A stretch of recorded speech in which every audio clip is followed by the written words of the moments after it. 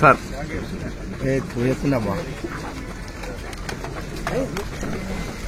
Side side వచ్చి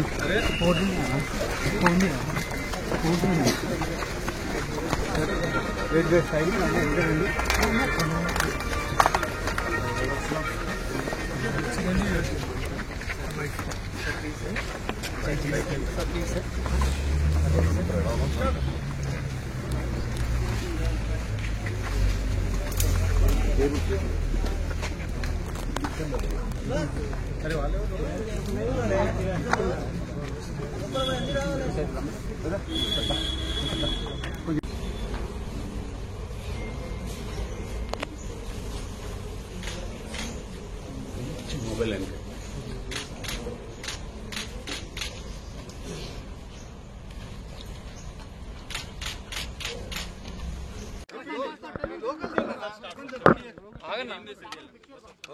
కొంచెం please silence అని అందరూ మైక్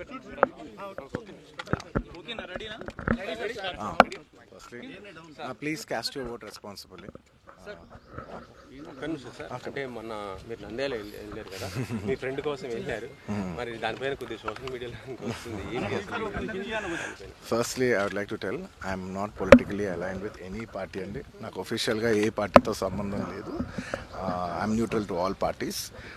నా అనే వ్యక్తులు ఏ పార్టీలో ఉన్నా పార్టీకి సంబంధం లేకుండా నేను వ్యక్తిగతంగా వాళ్ళకి నా సపోర్ట్ ఇస్తాను. It could be my uncle Pawan Kalyan garu. My love and support is always there for him. And లేదంటే నా ఫ్రెండ్ నంద్యాలలో రవి గారు అవ్వచ్చు, లేదంటే రేపు మా మావయ్య గారు చంద్రశేఖర్ రెడ్డి గారు కావచ్చు, లేదంటే రేపు మా బన్నివాస్ కావచ్చు, ఎవరైనా కావచ్చు. పార్టీకి సంబంధం లేకుండా నేను వాళ్ళకి మద్దతు ఇస్తాను. And my support will be that to my close people.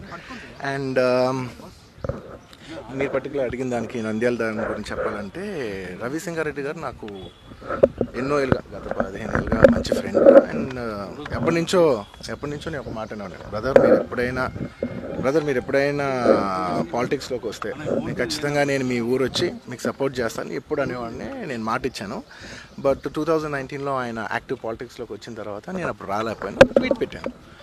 ఈ 2024కి వచ్చేసరికి అప్పటి నుంచి నా మనసులో ఉంది, అదే ఇలా మాట ఇచ్చాం కదా, ఖచ్చితంగా వచ్చి ఒకసారి నాకు కనపడాలని నా మనసులో ఉంది. అండ్ ఈసారి ఎలక్షన్లో ఆయన నించుందని తెలిసింది అంటే నేనే ఫోన్ చేసి, బ్రదర్ చెప్పాను కదా ఇలా వస్తానని, నేను వద్దాం అనుకుంటున్నాను చెప్పాను. వచ్చాను. నేను మా వైఫ్ పర్సనల్గా వచ్చి ఆయన ఊరు విజిట్ చేసి ఆయన ఇంటికి వెళ్ళి ఆయన్ని ఒక గుడ్ విల్ జెస్చర్ కింద ఆయన కలిసి బెస్ట్ విషెస్ చెప్పేసి వచ్చేసాను. భవిష్యత్తులో లేదు, థ్యాంక్ యూ.